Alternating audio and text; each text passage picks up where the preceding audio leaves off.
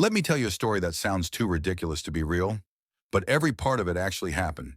It's the early 1990s. The Philippines is hot, crowded, and buzzing with excitement. People are chasing something. Not gold, not oil, not real estate. They're chasing Pepsi bottle caps.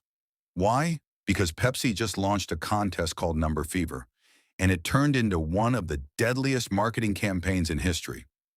Yup, 5 people would end up dead, riots would break out, Pepsi trucks would explode, and in the middle of it all, a simple number, 349. This is the true story of the Pepsi 349 disaster. Let's rewind to 1992. Pepsi is locked in a fierce battle with Coca-Cola for dominance in the Philippines. Coke is winning. Pepsi is tired of losing, so they decide to try something bold, a lottery-style contest called Number Fever. Here's how it works. Underneath every Pepsi bottle cap, there's a 3-digit number. Each night, the local news reads out a winning number. If the number under your cap matches, you win 1 million pesos. Back then, that was around 40,000 US dollars, enough to buy a house, a car, and maybe even retire early. The contest was genius. People started hoarding bottles. Kids were skipping school to search trash bins for caps. It became a national obsession. Even churches joined in. Sermons ended with prayers for bottle cap blessings. Pepsi's sales skyrocketed. Within weeks, their market share jumped from 19% to over 24%. A win for Pepsi, or so they thought, because behind the scenes, something was about to go horribly wrong. May 25th, 1992. It's a regular Monday night.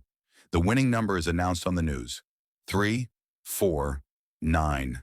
And across the Philippines, cheers erupt. People scream, cry, dance, hug strangers, because hundreds of thousands of people had the number 349 under their bottle caps.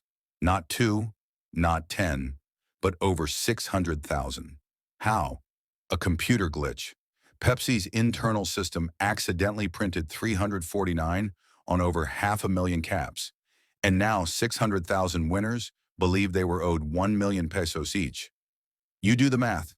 That's 600 billion pesos, or over 32 billion US dollars. Even Apple doesn't have that kind of promo budget. The next day, Pepsi execs hold an emergency meeting. Their response? It was a printing error. 349 wasn't a valid winning number. To calm the angry crowd, they offered a consolation prize, 500 pesos per person, around $20. But the people weren't buying it. You tell someone they won 1 million pesos, then give them 500? That's not a refund. That's an insult. And the Philippines erupted. Thousands marched to Pepsi plants. Protesters chanted, "Pepsi lies." Some people burned their winning caps publicly. Others demanded full payment, or else. And then, things turned violent. Homemade bombs were thrown at Pepsi trucks. Offices were attacked. Employees were harassed. And tragically, in the chaos, 5 people died, including a teacher who was simply caught in the crossfire of an explosion. Let that sink in. A soda contest killed 5 people. Pepsi faced over 20,000 lawsuits.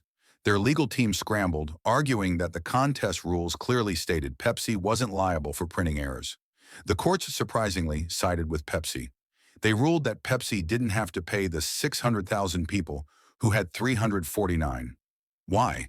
Because it was an honest mistake, and they had no intent to deceive. Pepsi dodged a financial bullet, but the damage was done. Their brand was scorched in the Philippines. Their reputation toasted like stale bread. Sales plummeted, and some Filipinos vowed never to drink Pepsi again. More than 30 years later, the name Pepsi 349 still haunts the streets of Manila. It's a case study in marketing classes, a punchline in jokes, and a warning to every brand out there. Don't overpromise. Don't mess with people's hopes. And whatever you do, double check your bottle caps. Thanks for listening to this episode. If you enjoyed this story, hit that like button, subscribe for more true stories, and drop a comment below. What would you have done if you had that 349 cap? Until next time, stay curious, stay cautious,